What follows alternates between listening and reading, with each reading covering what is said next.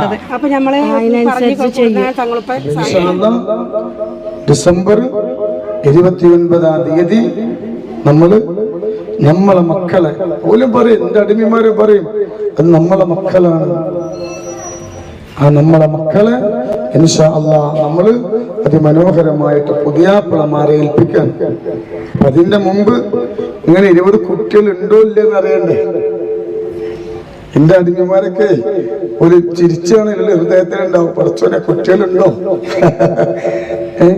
അപ്പോ 20 മക്കളുണ്ടോ, അതോ തങ്ങളിപ്പാപ്പ കല്യാണം കഴിപ്പിച്ച് വിടുന്നുണ്ടോ എന്നുള്ളതൊക്കെ ആളുകൾക്ക് എന്തുണ്ടാവും. നൂറെ ഹബീബിന്റെ ആളുകൾക്കൊന്നും ഉണ്ടാവില്ല കേട്ടോ. ഞങ്ങളുടെ അടിമമാരൊക്കെ അവർക്കറിയാം തങ്ങളിപ്പാപ്പന്റെ ജീവിത ചരിത്രം. അതുകൊണ്ട് ഇൻഷാ അല്ലാഹ് ഇവിടെ വന്നവര് പുതിയന്മാര് അപ്പൊ അതാണ് മാസ്ക് ഇട്ടത്. ഇൻഷാ അല്ലാഹ് നിങ്ങളൊന്ന് കാണിക്കും. നമ്മളെ കൂടെ പറപ്പിങ്ങള് നിങ്ങളെ മുഖമിനെ മാസ്ക് ഇട്ടുകൊണ്ട് കാണൂലല്ലോ.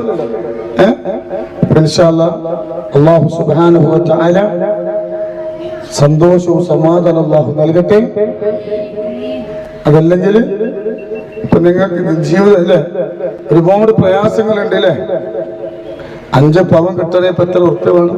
4 പവന് എനിക്കറിയില്ല. അപ്പൊ 70 തരപ്പോ ഞാൻ ഞെട്ടിപ്പോയി.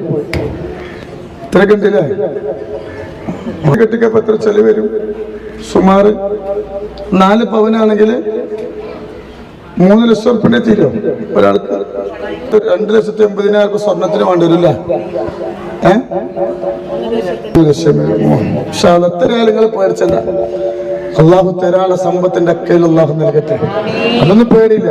എനിക്ക് സ്ഥലമുണ്ട്, അത് വിറ്റിട്ടെങ്കിൽ നിങ്ങൾക്ക് വിഷമം ഉണ്ടാവില്ല. പക്ഷെ നിങ്ങൾക്ക് നിങ്ങളെ കല്യാണം കഴിച്ച് ഇവിടുന്ന് പുതിയാപ്പിളിനെ ഏൽപ്പിക്കുമ്പോൾ ഇതിന്റെ മുകളിൽ ഉറുപ്പിക കട ഉണ്ടാവില്ല.